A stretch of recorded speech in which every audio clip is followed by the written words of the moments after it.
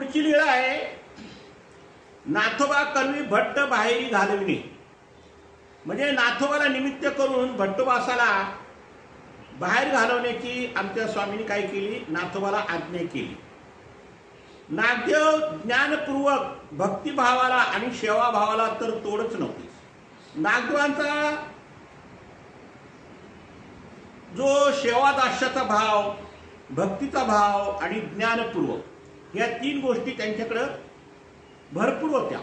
त्याच्यामुळे ज्ञान, भक्ती आणि सेवा ह्या तिघांची सांगड असल्यामुळे नागदेव स्वामींच्या सेवेमध्ये कुठंच कमी पडत नव्हते. पण नाथोबाचं तसं नव्हतं. नाथोबा कसा होता, जरा भोळा होता. भोळ्या भक्तीला आणि आमच्या शब्दासारखे कोणताही विचार न करता वाटते ती करण्याची तयारी असलेला सेवाभावाला कमी महत्त्व होते असे नाही. आता नाथोबा असा होता की स्वामीची जी आज्ञा असेल त्या आज्ञेच्या तो तयारीत असायचा आणि त्या आज्ञेप्रमाणे तो कार्य करायचा. दोघांचाही भक्तिभाव, सेवाभाव आपापल्या परीने तोला मोलाचा होता. आता दोघांचा भक्तिभाव, श्रद्धाभाव जे होते ते तोला मोलाचे होते.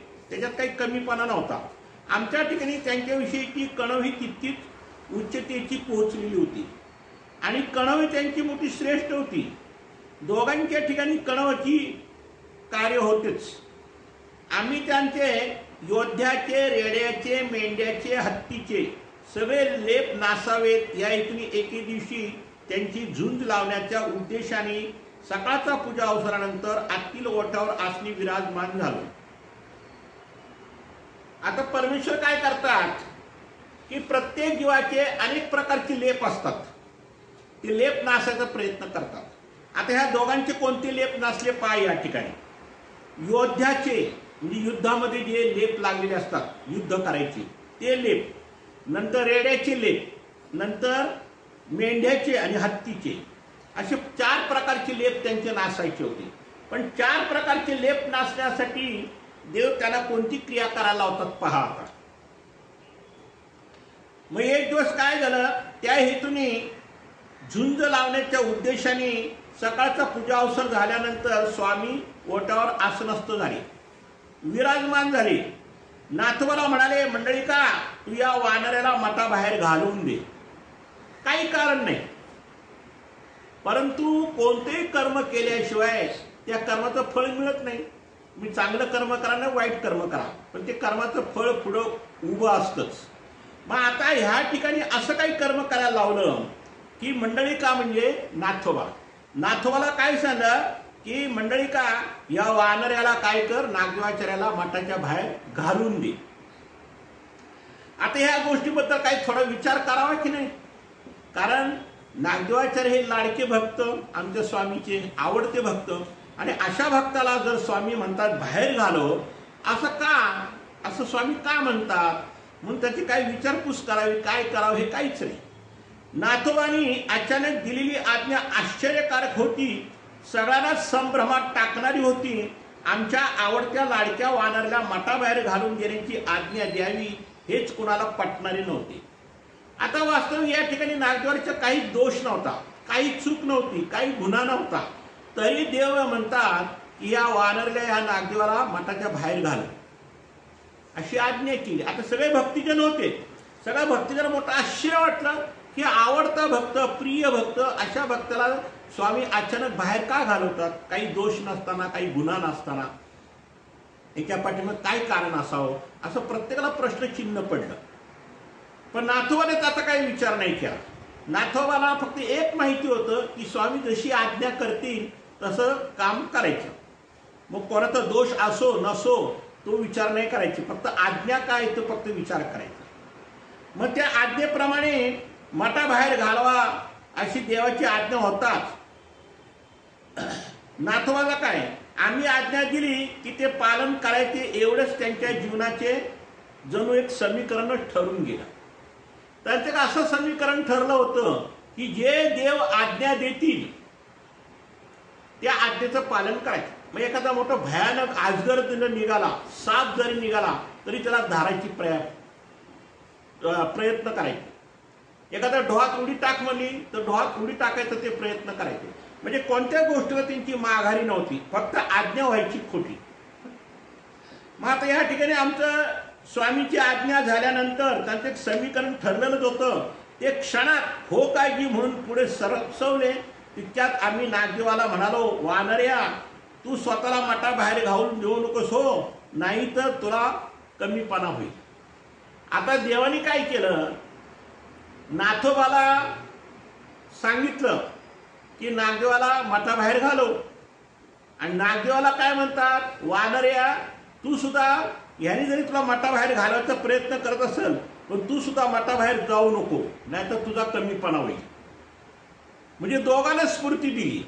नाथोबाला सांगितलं मठाबाहेर घाल, आणि वानर्या म्हणजे नागदेवाचार्यावर तू मठाबाहेर जाऊ बी नकोस, तुझाही अपमान होईल. म्हणजे दोघांना अशी स्फूर्ती दिल्यामुळे ते दोघं लागले एकमेकाला रेटायला.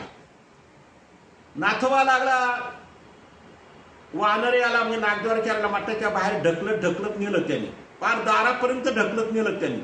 मग नाथोबाला जोर आला सुरुवातीला. पण ज्या वेळा देव नागदेवाचार्य म्हणजे वानर्याला म्हणतात की तू मठाबाहेर जाऊ नको, नाही तर तुझा कमीपणा आहे, असं म्हणता क्षणी झाले दोघांची झुंज सुरू झाली. दोघे अटीतटीने परस्परात एकमेकांना रेटण्यासाठी जोर लावित होते. सुरुवातीला तर नव्या दमाने नाथोबाला रिटीत मठाच्या दारवंटापर्यंत नेले. म्हणजे मठाचा दार होता, त्या दारापर्यंत या नाथोबाने काय केलं, भट्टोबासाला ढकलत पार त्या दारापर्यंत नेलं, कारण ताजा दम होता नाथोबाचा. पण ज्यावेळी देव नागदेवाचार्याला म्हणतात की तुम्ही मात्र मठाबाहेर जाऊ नये का, तर तुमचा कमीपणा आहे असं म्हणतात क्षणी मग वानर्या म्हणजे नागदेवाचार्याला सुद्धा जोर आला. मग त्यांनी काय केलं, वानर्या अखेर मंडळी का काढणार तुला दारवंट्या बाहेर असे वाटते खरे. म्हणजे देव काय म्हणतात की मंडळी का तुला बाहेर काढतो खरे, पण तू मठाबाहेर जाऊ नको बरं. आम्ही असे म्हणतात नागदेवाला स्फुरण चढले आणि त्यांनी सर्व शक्तीनिशी नाथोबाला रेटीत थट आतल्या भिंतीपर्यंत नेले. आता नाथोबानी भट्टोबासाला दारवंटा परत म्हणजे त्या मठाच्या दारापर्यंत ढकलत नेलं. आणि ज्या वेळेला नागदेवाचार्याला म्हणतात तू मठाबाहेर जाऊ नको, त्यांनी किती रेटलं किंवा किती ढकललं तरी, म्हणून नागदेवानी काय केलं, नाथोबाला ढकलत परत त्याला आतल्या मठातल्या भिंतीपर्यंत आत आणलं. ते पाहून मंडळीकाला प्रोत्साहन मिळाले, म्हणून पुन्हा म्हणाले, अरे अरे अरे मंडळीका, वानरेशा पुढे तुला टिकावं लागेल असे वाटत नाही. परत देव काय करतात, एक प्रकारचं चिथावणी दिली कुणाला, मंडळीकाला.